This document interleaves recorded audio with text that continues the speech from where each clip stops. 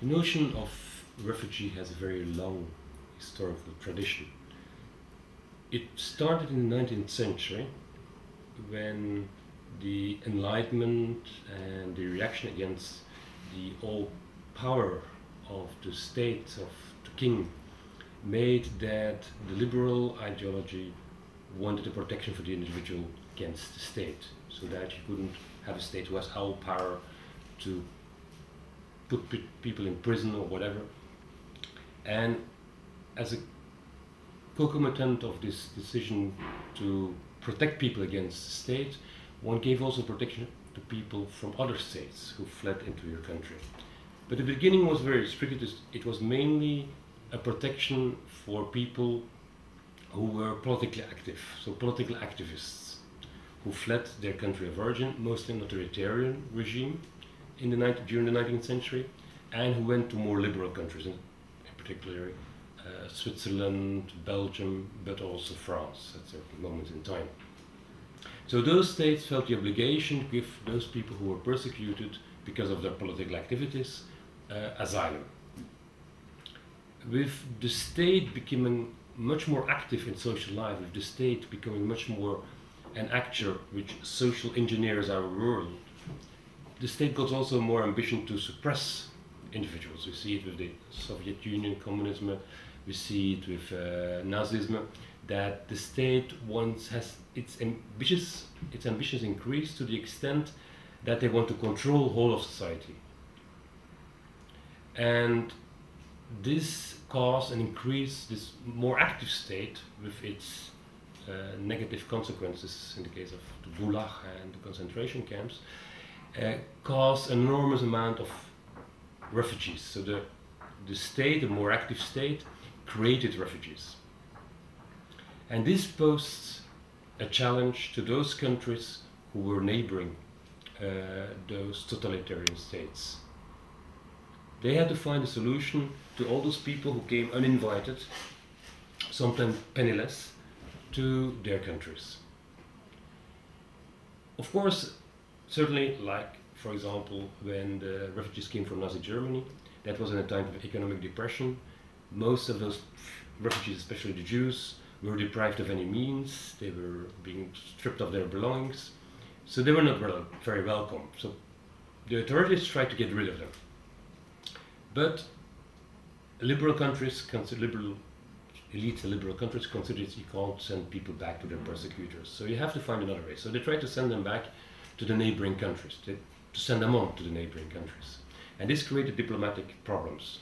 So one was looking for ways to do a burden sharing. So a certain amount of people will be taken in the first country of asylum, but you don't move them on. Everybody is in charge of those people who come first to your country, and you don't move them on. So slowly, a kind of an international agreement arose in which states agreed to take responsibility for those refugees who came directly from the country of persecution to their own country. The definition of refugee in the 1930s was subject of much debate. If you limit yourself to more 19th century definition of a political activist who, because of his words and his deeds, is being persecuted, then you had a not too big a group.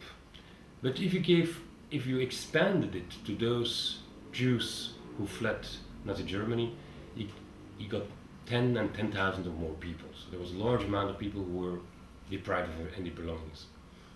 So you see that the state starts to discuss what is a refugee. Can a Jew who didn't do anything, who was just persecuted because of what he was, and not because he was against the regime, like communists or social democrats were, is a Jew in fact a refugee? And then you see among the elites a whole discussion of, if we grant them refugee status, if we consider them as refugees, we have to keep them. We can't get rid of them anymore. And this leads, especially after the Reichskristallnacht, so October 38, to quite ugly situation in which Jewish refugees were not granted refugee status, and in a lot of countries, especially in Switzerland, but also in the Netherlands and Luxembourg, that they were sent back to Germany. There are two distinct ways of not receiving refugees. You can refuse them access to your border, which is quite easy to do. There's not much social control at your border. The state is quite free to do what he wants at his border. And then there's the other deportation policy that's within the country. But there within the country you have much more social control. You have the public who looks what's going on, who sees people being arrested, who sees people deported.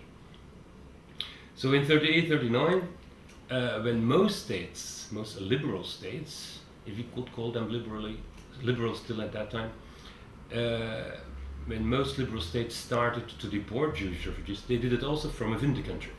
And this created a lot of problems with their public opinion.